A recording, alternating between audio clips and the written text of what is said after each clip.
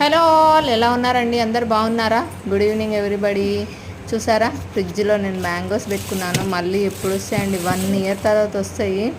అందుకనే ఇంకో 2 kgs 3 kgs తెచ్చేసుకున్నాను అనమాట.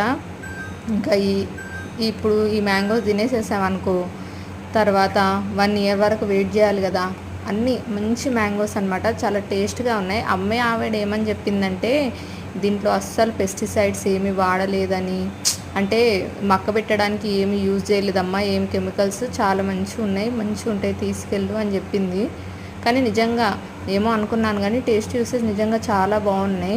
మళ్ళీ ఎప్పుడు చూస్తామో ఏమో ఈ మ్యాంగోస్.